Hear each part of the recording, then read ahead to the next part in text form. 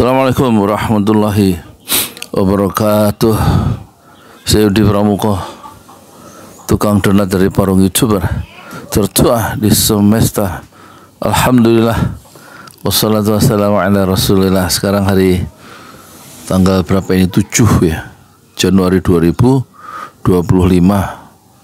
Usia saya sekarang 63 tahun 4 bulan 9 hari, dan saya akan bicara tentang serangan Prabowo terhadap Jokowi di hari-hari pertama ya, yang nggak disadari ya, oleh orang banyak ya. Ternyata Prabowo itu memang ahli strategi ya. Jadi sejak pertama dilantik, dia kemudian melakukan kunjungan kerja aktif ya pada pertemuan-pertemuan internasional, suatu yang tidak dikerjakan oleh Jokowi. Dia langsung kunjungan ke Brazil ya, ke APEC ya waktu itu, ke Peru, ke Amerika, ketemu Joe Biden, kemudian ke mana lagi, ke Cina, dan pulangnya mampir ke Inggris ya. Ini serangan yang pukulan telak ya Prabowo terhadap Jokowi, yang absen, selalu absen ya, dalam forum-forum internasional, tidak aktif ya. Langsung Prabowo membuat perbedaan. Apalagi kemudian kemarin itu Prabowo atau Indonesia diterima menjadi anggota BRIC ya. BRIC itu satu blok ekonomi negara-negara berkembang yang dibikin untuk melakukan penyeimbang terhadap negara-negara barat ya. Pendirinya tentu BRIC seperti namanya, yaitu Brasil, R-nya itu Rusia, I-nya India, C-nya itu Cina, kemudian BRICS, S-nya itu kalau tidak salah South Africa ya, Afrika Selatan, dan kemudian diperluas keanggotaannya menjadi ditambah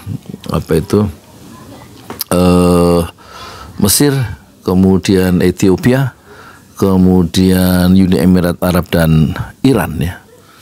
Luar biasa ini ya. Dan Indonesia diterima menjadi anggota BRICS ya. Sesuatu yang tidak dilakukan ya.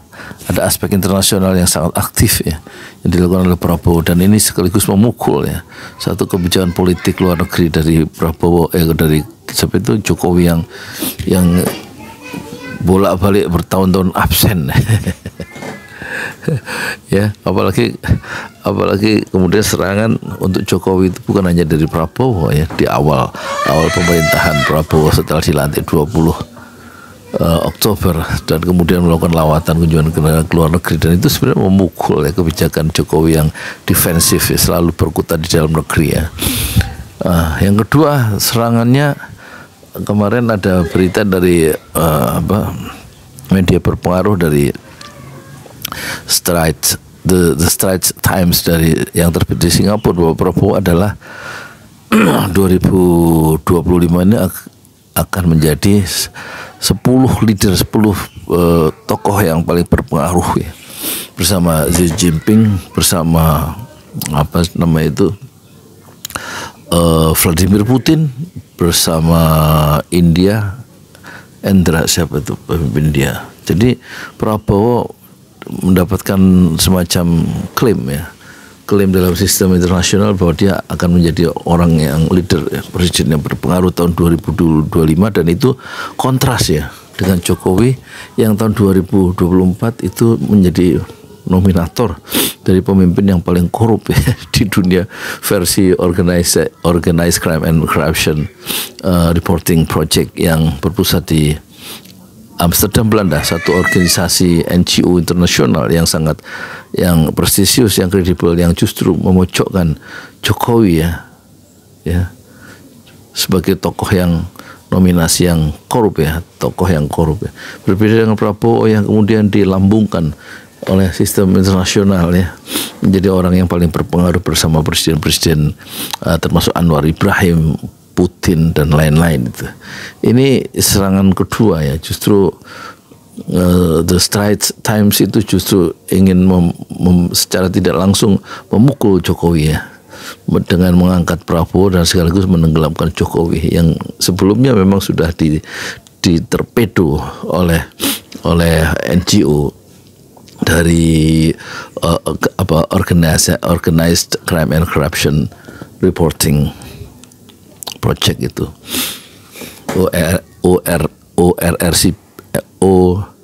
OCCRP ya. Terus yang ketiga, serangan untuk Jokowi itu berat tanggal 16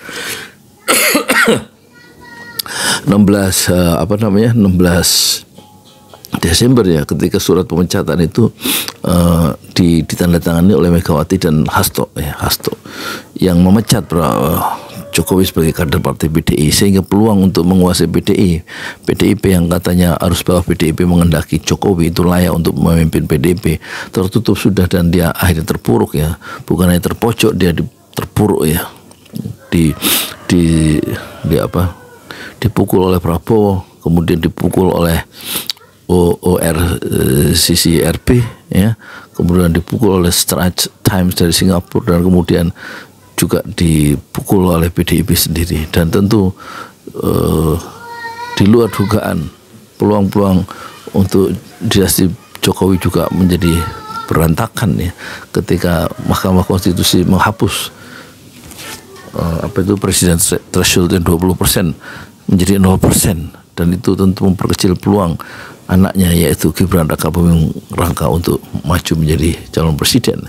Ini semua 5 faktor ini betul-betul tentu di luar kendali dari Jokowi sendiri, sehingga dia seolah-olah sekarang berada ya dalam satu posisi di sudut sejarah, dan kemudian mendapatkan hantaman dari seluruh penjuru yang membuat dia tentu malu, tentu tidak berdaya setelah semuanya itu mengaitkan